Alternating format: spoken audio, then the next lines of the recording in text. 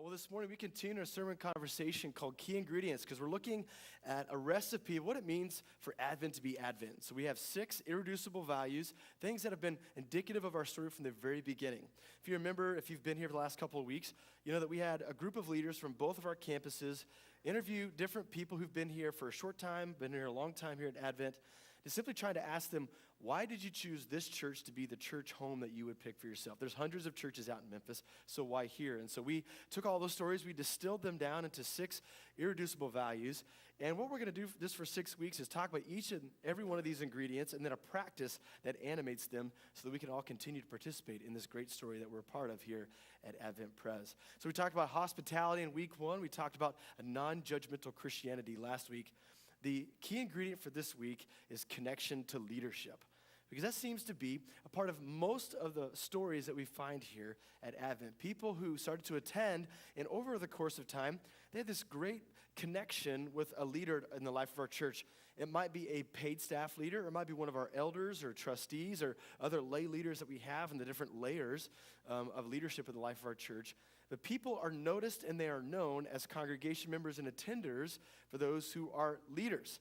And I heard some great and fantastic stories through this process. A lot of folks have these things that we've called Sheber stories. Okay, Dave Sheber is the founding pastor of our church, and when Dave was planting the church, he would literally go door to door in Countrywood, and he would ask people to join this new church plant that he was starting. There'd be stories like people were just trimming the hedges, and Dave would bother them. And he'd begin to talk with them, and he would know their whole life story, and people would go away from that conversation thinking, I feel like I've known that guy my whole life.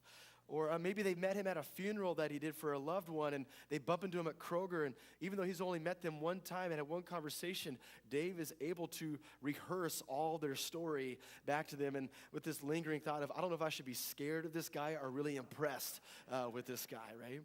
People tell stories about being in small groups with our different leaders and just confessing that, wow, I grew so much in my faith when this staff person led the small group. Or they went on a vacation with a group of folks from Advent, and they spent all this interesting time traveling together, and there's this delay at the airport, and instead of being grumpy and cranky, like this leader was buoyant and life-giving, and they thought that was really impressive.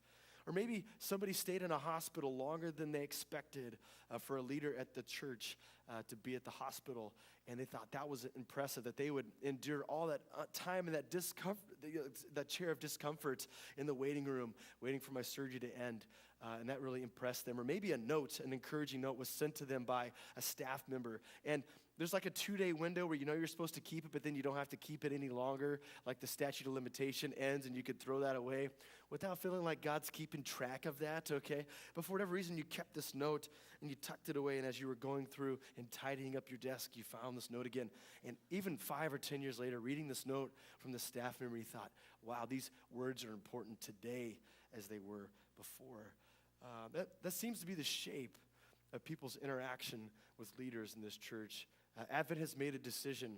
We want our leaders to be known that even though there's a wall between staff and leaders and congregation members, the wall is porous where we can get to know one another and have a mutual encouragement in the faith together. That's not normal. That some churches don't organize themselves this way. Some churches decide that it's better for the leaders not to be known so much because leaders are not perfect. And it's probably best that you only know them for what they do professionally. And so the program of ministry is first, and the personality is actually second. But we haven't done that here at Advent. Advent has implored their leaders to get to know their people, to go on youth trips, to serve at VBS, to wear a costume during VBS, and to do wild and crazy things for the sake of Jesus, for the sake of ministry, and for the sake of being known. And I don't know about you, but if you take inventory of your Christian life, I think those pivotal moments that happen in our Christian life often happen when we get a up-close and personal encounter and connection with a leader in our faith community. I remember when I was an early Christian at the age of 16, and I was a part of a youth group that was a vibrant youth group. We were serious about our faith, and I remember the favorite thing that we had during the school year was a fall retreat, and everybody looked forward to it. And it wasn't just because there was a vibrant prank war between the guys and girls that endured every single year and just kept recapitulating and picking up again and again. But people drew close to God during the fall retreat. We remember like the speakers were impactful, that the worship was powerful. And so we look forward to it. I remember my senior year, I was a new Christian still, but I was looking forward to this fall retreat. And we were told that one of our assistant pastors' spouses was going to be the teacher that weekend. And we were all looking forward to it. Because whenever she taught in youth group, she had so many insightful things to share from the scripture text. But she had a different agenda during the fall retreat that weekend. Instead of going through a book like 1 Peter or something like that, she decided that she was called by God with the task of raising up the student leaders for our youth ministry. She also had the gift of what the New Testament might call the gift of prophecy. God would impress her with certain information, and she learned over the years in her Christian faith that she could trust those impressions and she could share what God was sharing with her. And so for the whole weekend, she told us at the very beginning that there were 7 people that God wanted to pull apart from the rest, to notify in the midst of the group as the emerging leaders of our youth group. And I thought, wow, I know who these individuals are. Because they're the ones, the usual suspects. They're the ones who are here every time the door is open. They're the ones who's on the stage in our praise band from the youth group that leads worship. So I was stunned when she called me from the back row, because isn't that how we do it when we're like so unsure? Like the back row fills up first. If you're ever in a sanctuary, you know that the first people get in the sanctuary, they sit in the very back row. And so there I was hiding in the back next to Ginger Lenz, who became Ginger Skillen because she was the sole reason I was going to youth group in those days. But Susan brought me forward. She sat me on the chair in the hot seat, and she began to read my mail as we came to know the term. She knew some deep thoughts. She knew some deep struggles that I had, but she also conveyed something else, that God was seeing something within me that I didn't know I saw in myself. And I remember those moments as her words washed over me, how much confidence that gave me in my early Christian life, that she'd pulled me from the background, that she'd use those vital moments that she had with youth group to spend time with me. The second opportunity happened when I was in college. I became a student chaplain at Sterling College my sophomore year. So my sophomore and junior year, I was one of the student leaders, and I was bonding with the campus chaplain at the time. He was also a teacher in some of my Bible classes, and I really looked up to him. He was one of my first role models. And so I was stunned in the middle of the summer when they sent out a college-wide email that he had taken a pastoral position and that they needed to hire a new chaplain. And I felt devastated.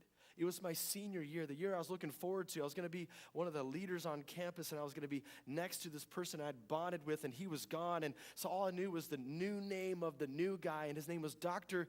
Henry Ivor Letterly. He was coming from a university in Tulsa, Oklahoma, to be our new chaplain and to be our new teacher. And I remember the first time I met him, we spent 20 minutes talking to one another. He was 6'3", he had a British English accent, and he looked and sounded like Sean Connery. All the chicks on campus loved it. But I remember still feeling devastated. I liked the guy. He seemed like he was pretty smart, and I enjoyed him. But in that 20-minute conversation, I felt like my senior plans were devastated. We got whisked away to a leadership retreat before all the students came onto campus, and all of us seniors were able to give a sermon or a little bit of a lesson to help implore the student leaders to be prepared for the year ahead. I remember I had a 15-minute sermon at the end of a worship service, and after it was over, after only knowing him for 20 minutes, Dr. Hank came over to me, and he put me into his arms, and he picked me up in the air, and it was awkward for a moment. Let me just confess. But he said these words. He said, "Young lad, you and I are going to start a war in the heavenlies together your last senior year on campus." To this day, whenever I call or email or have some time with Dr. Hank, he has a word in season that sustains my weary soul. And he spoke to me, and it washed over me. Another one of these opportunities was I was looking for a job. I was just a kid from the pasture of Kansas. I got hooked with this third-party search group that was trying to help churches staff their organizations, and they gave me a lead on a church in Atlanta, Georgia, in the middle of Buckhead, Atlanta, and I was terrified. It is the largest PCUSA church in the denomination. They had a job open, but I felt like so unworthy for a job like that. I'm like, man, I'm just a kid from the pasture in Kansas. There's no way I'm going to fit in a climate like that, but they sent all my information anyways to the senior pastor, and this is how he tells the story. His name is Vic Pence. He said he was on vacation in Costa Rica, and being from Southern California, he knows how to read the waves. He was looking out his window, and it was the perfect day to catch waves in Costa Rica. But he thought, I'll listen to one of these sermons from this kid from Kansas as I finish my cup of coffee, then I'll go surfing. And he sent me an email later. He said this, not only did I listen to all of your sermons, I listened to them a second time. You ruined a perfect beach day for me. I remember he wrote me that email. He didn't have to send that email. He could have sent the email to the third party group, and they could have given me some standard reply about, yeah, we'd like to, escalate you to the next step of the process. But Vic Pence sat down and he wrote me an email. I remember I read the email as I was coming in to my house after a day in the office, and by the time I was done reading these words, I was on one knee and my eyes were tearing up because here's a guy who doesn't know me from Adam's house cat. Affirming gifts of ministry and asking me to get on a plane to come to Atlanta and to consider a job at his church. I don't know about you, but some of my close encounters with God that have shaped me the most have come from leaders in faith communities. And it's simply because ministry flows from friendship, and if a faith leader cannot just do their job, but if they can establish friendship with those whom they serve alongside of, in the midst of that vulnerability, God does some transforming work. That's what we see in Mark chapter 14. This is near the end of the story of Jesus. He's towards the shadow of the cross. Jesus knows that his enemies are getting closer, but instead of running, instead of self-justifying, instead of trying to find an army to protect him, Jesus humbles himself before his followers, and he becomes transparent, and he becomes more fully known. In Mark chapter 14, the first couple of verses, we know that his enemies have hatched a plan. They're just looking for the perfect time in this last week of his ministry. So in verses 3 through 6, Jesus is at Bethany with a house full of his disciples, and something interesting happens with one of his followers. It says, while he was in Bethany, reclining at the table in the home of Simon the leper, a woman came with an alabaster jar of very expensive perfume made of pure nard. She broke the jar and poured the perfume on his head. Some of those present were saying indignantly to one another, why this waste of perfume? It could have been sold for more than a year's wages and the money given to the poor, and they rebuked her harshly. Leave her alone, Jesus said. Why are you bothering her? She has done a beautiful thing for me. In these last precious moments with his disciples, Jesus is allowing a woman to pour perfume all over him, which made for a pretty awkward dinner party in Bethany. Notice that they were angry. They were indignant. The definition of indignant is to be angry over an unjust matter. They said, this is not part of the plan. This is not part of the process. This is not following the rules of how these parties are supposed to go. But Jesus is like, come on, guys. This moment of vulnerability, he allows this expression of love to be poured out over him. But as we continue on with the rest of the chapter, Jesus is dining with his friends in an upper room. They're enjoying the Passover meal together. And instead of just keeping the conversation light, knowing that all of those rascals are going to deny him and leave him alone to suffer and die, Jesus becomes vulnerable again.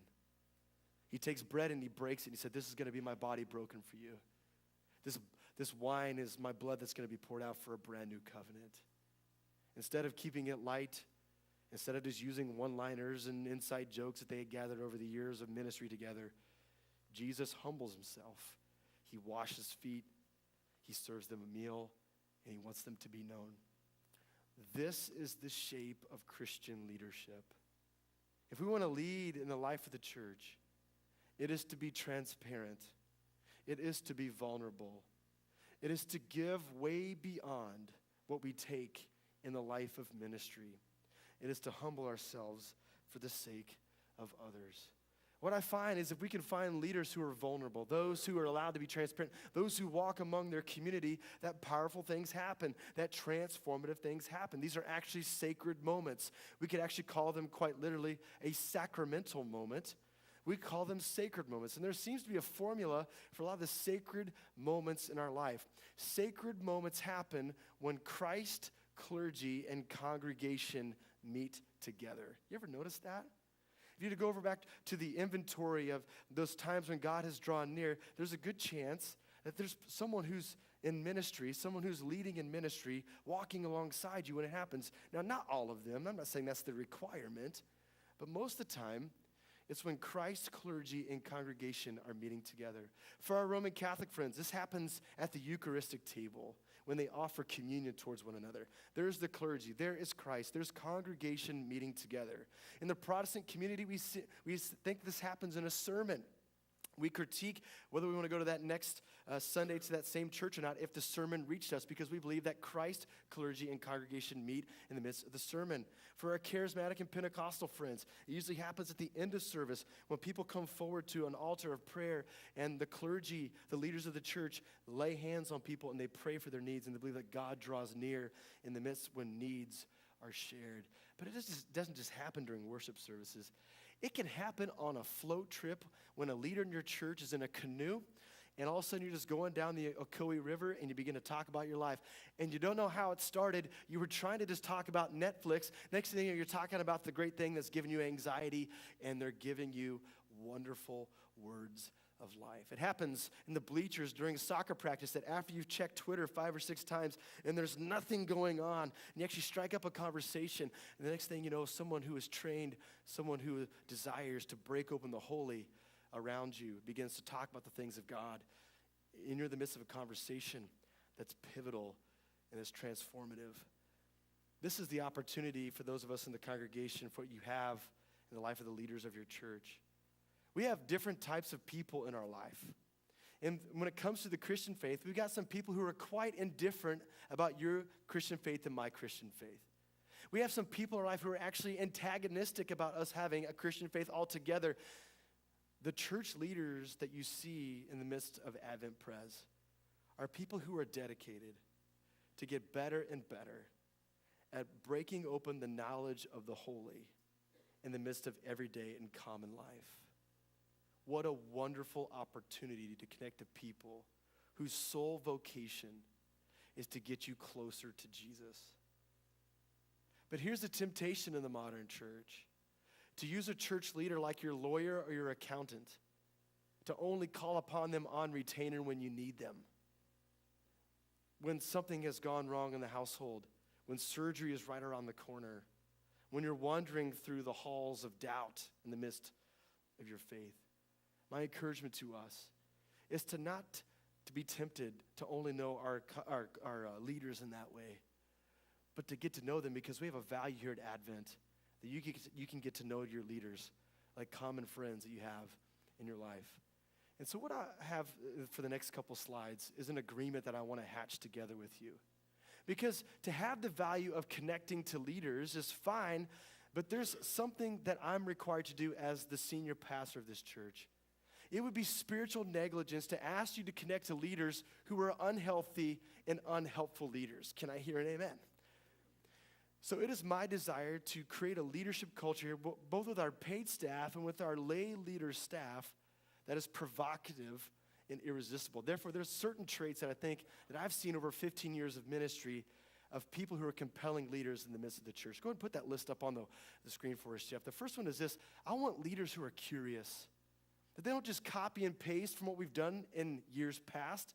They don't just copy and paste from another church that they care for out there, but they ask critical questions, that they do their own research, that they get evaluation and feedback, and they have this driver inside that says, this thing may be good in my program area of ministry, but man, I know I can get better, so we're going to ask some hard questions. We're going to do some tough, heavy lifting work to make it better. So I want some leaders who are curious.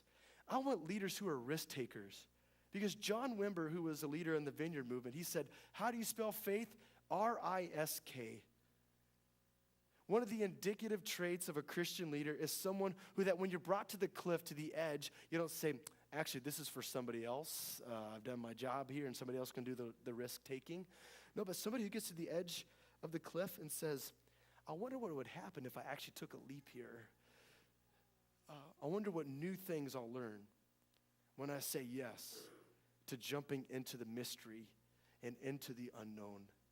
And so what I would love is for a resounding mantra in our leaders, not just, oh no, when it comes to risk-taking, but who knows?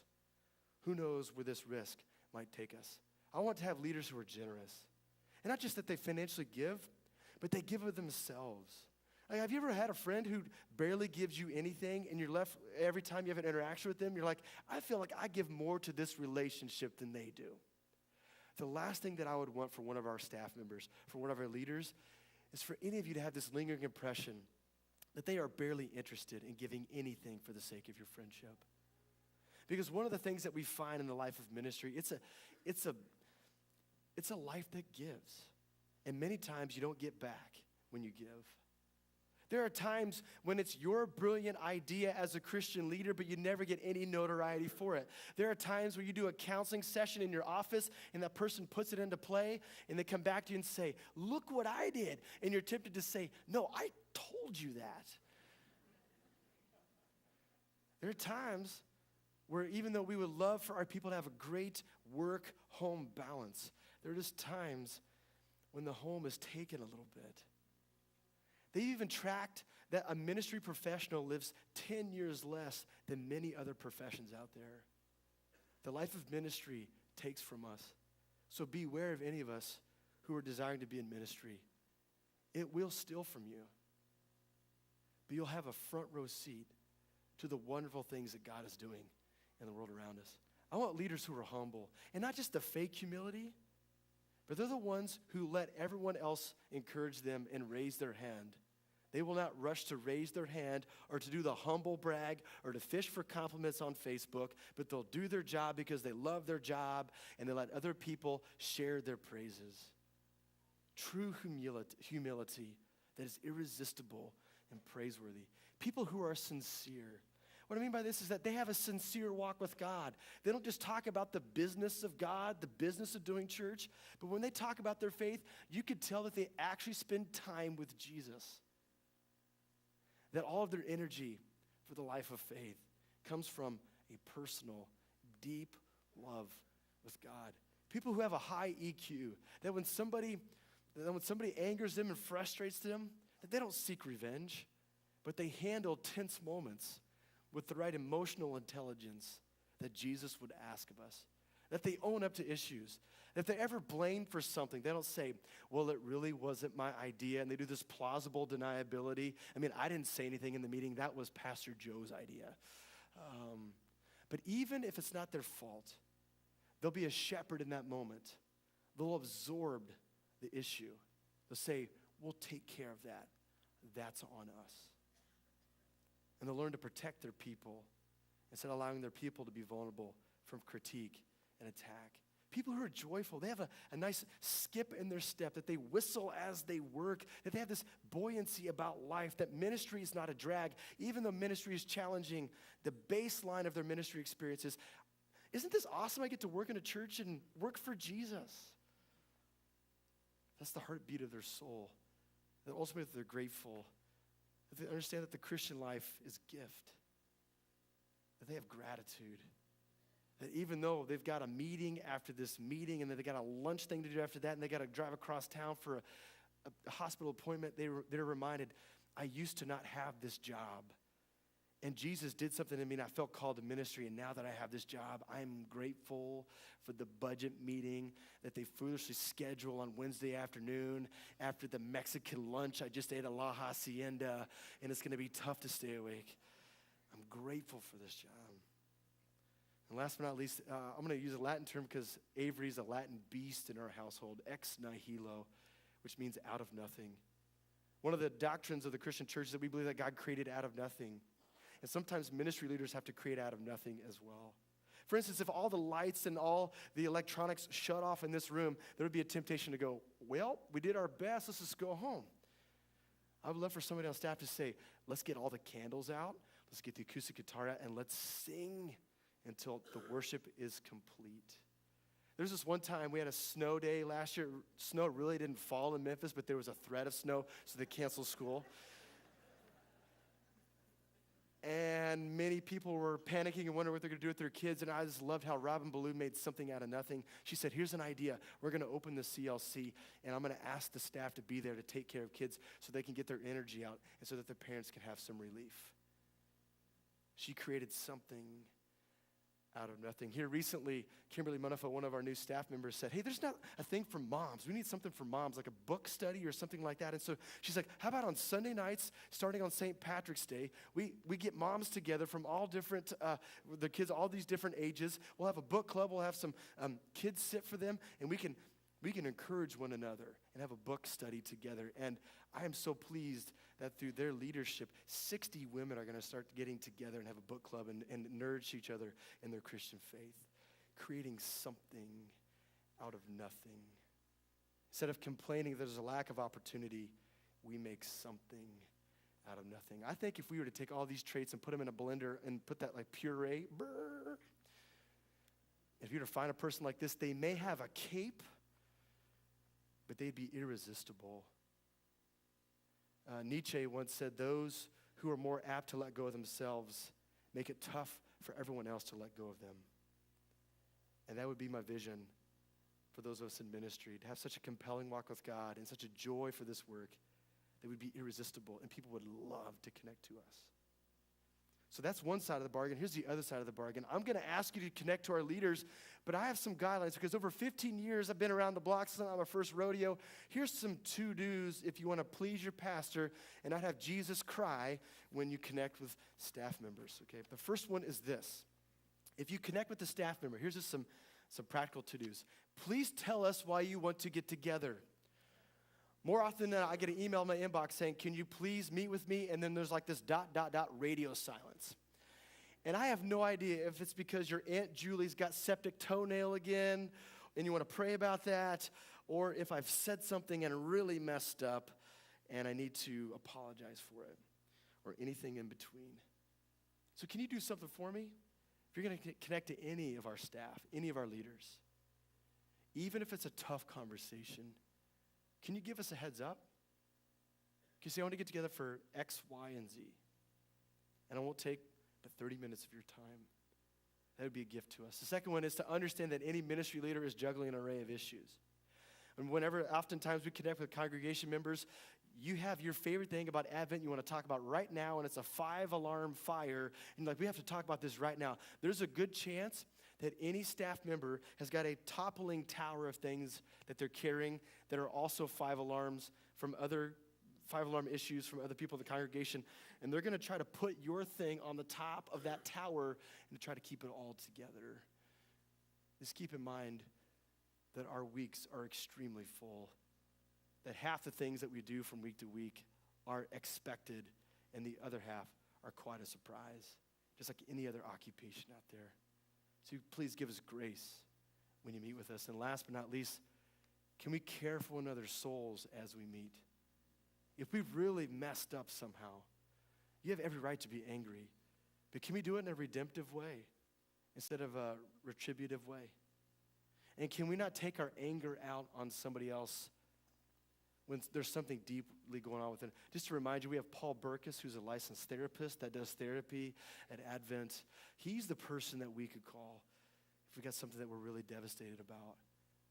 But our staff team is trying to do great and faithful work. They do not deserve to be the brunt of our uncontrolled anger and disappointment. So when we meet together, can we promise that we're going to care for one another's souls in the process? Because this is the church, and we do soul work in the midst of the church. Or to give an image to how our interaction could be, this is a picture of Pat Smith's phone as Arden was calling him one day. And I took a picture of it because the contact entry for Arden, his daughter, is this: Arden, one great kid. Isn't that amazing? So anytime he sends a text to Arden, anytime he gets a phone call from Arden, there's already an affirmation. This is one great kid. Now, we have to believe that 99 times out of 100, it's going to be a great and easy conversation between Arden and Dad. But maybe there's a time when she calls and maybe she went to Costco. This is just a hypothetical. This hasn't really happened. But maybe she left the gas pump thing in her car. Then she drove off and it broke, and now she has to pay for it. She has to call her dad. Even before that news is shared, Pat's got an image of Arden. She's one great kid.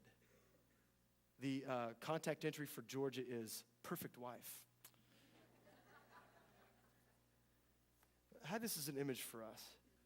As we meet as a congregation member with a staff member, or a staff member with a congregation member, may we not roll our eyes as say passive-aggressive things under our breath.